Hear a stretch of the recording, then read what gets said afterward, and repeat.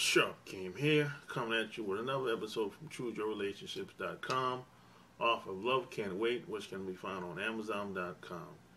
And I got a question from a guy, and he's going through hell with this woman. I don't even think they're not even married, or they're not even. It's not his girlfriend. They're just dating. It seems like, but there's a couple red flags and a couple signs that he missed after he read my book and looked at a couple of my videos. So the email was kind of long, so bear with me. I'm gonna give my thoughts in between some of the text. So let's get it. He said things started out great between us, which they always do in the beginning. And he said I met her at work. We started dating, and I implemented many of your principles I learned from you in your book. However, to my shame, I read your book once after I purchased it. It's only 150 pages, man. And the principles I use, I learned from watching your videos, and I cherry-picked. You half-assed. So as a result, I was unable to spot the red flags when they appeared. Now, 10 months later, I am suffering from heartbreak and having a difficult time overcoming things. Well, hey, shit. Sometimes, it's difficult, but hey, when you have problems in your relationship, you gotta take responsibility for all that bullshit and learn from it and try not to make them the same mistakes over again. So here are the red flags he was talking about. Her telling me she was attracted to 2 other guys from work as a result to her becoming jealous after I watched a Britney Spears video on TV. What? Get the fuck out of here. I mean, that's just fucking TV, man. Britney Spears, is she that jealous and insecure? Damn. And the next thing is her starting arguments and blaming me for them. Oh, yeah, she's real insecure. She's... some people, when they get bored, they gotta always start some shit. There's some people out there like that. It's like, if it's too, if it's too quiet or not too much going on, there's just some people that gotta start something just to see what type of reaction they're gonna get or what type of response they're gonna get from you. So even said she often liked to start arguments to spice things up and add drama. So she's like a little drama queen. I try to end them as I like a drama-free life, but she would only bring up my issues. Her telling me all my relationships go wrong, I'm not good in relationships, and she convinced one day that I was going to cheat on her. Oh, so she's the type that think that everybody's just like her. That type. People just assume that just because they can't do something or won't do something, they think everyone's just like them. Tony Robbins had this phrase. It's something like this: we will act consistently with our view of who we truly are, whether that view is accurate or not. And then he goes on to say that he had massive amounts of insecurity and jealousy she had, her constantly accusing me of cheating over the most irrational things, pretty common with insecure women and people. She probably was doing the same shit, by the way. She probably was fucking around or had other guys on speed dial as well, most likely. Her introducing rules into the relationship only for her to break them herself. But most of the time, when people give you rules, or when people try to come up with create these new rules in relationships, those rules are for you, not for them. They might act like the rules are for them, but they're gonna break them shit. So, and plus, if women start giving you rules, they're not really into you. It's bullshit.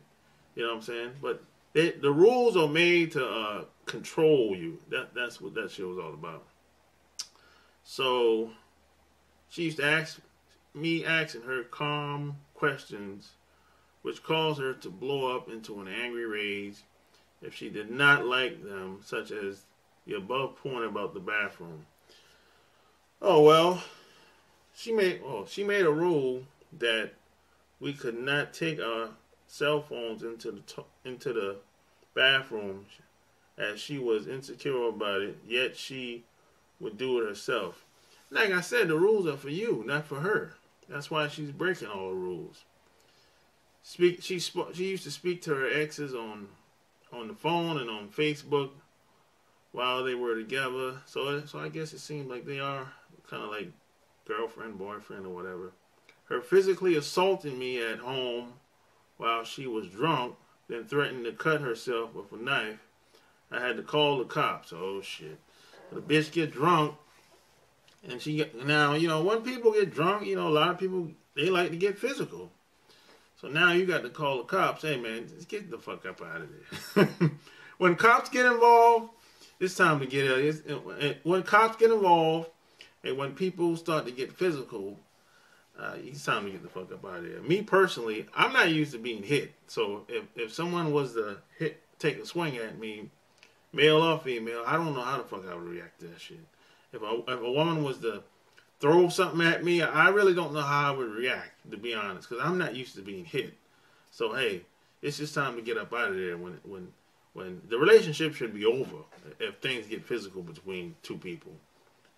So he goes on to say she lied to other people, which is known behavior, especially when she's drinking and raising hell. When I caught her lying to my face, she tried to convince me that I had imagined it and was bipolar. Shit, she might be bipolar. I mean, there's a lot of motherfuckers out there crazy as cat shit, but they haven't been diagnosed, having some dysfunction, Her attempting to get me to put her name on the mortgage deeds to my house. When I refused, she got angry and she left me for a few days later. I guess she wanted to get that goddamn,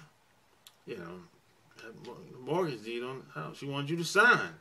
I actually believe she displayed the traits of a narcissist or BPD. I don't know what the hell that is. And as a result, I view this as a learning experience rather than a great loss.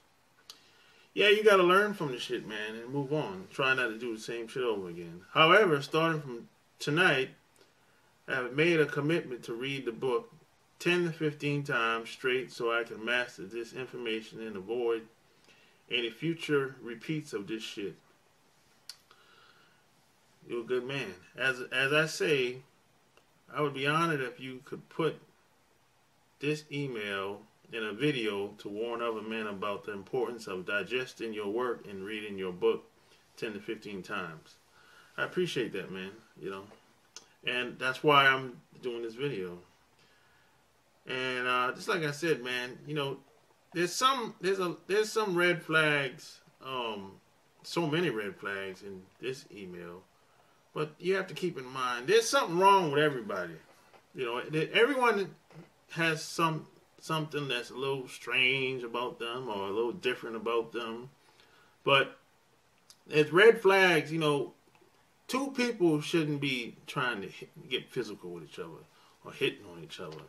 And when people get drunk or when they start to drink a lot, you shouldn't want to, get angry and raise hell and all that shit. And people that flip out on you, that's a red flag. Angry people and all that shit. I mean, there's a time to kick some ass. There's a time to get angry. But if it's just you and the other person and y'all just, chit-chatting, bullshitting around, and it's nothing serious, you know what I'm saying? I don't feel the need to raise hell. There's a time to raise hell when somebody fuck with your kids or fuck with your family. That's a good, time to raise hell and kick some ass and do what you got to do to protect you and your family. If somebody's trying to harm you, that's a good time to act a fool. But if you're the instigator in the situation, that's some bullshit. I just don't see It's not worth being around people like that and being in a relationship with somebody like that. And I talk about this in my book. Pow! Right here, baby. Don't cheat yourself, treat yourself. Because if you got questions, I got answers. And join my Players Club and get my books by clicking the link below this video. So until next time, I'm out. Peace.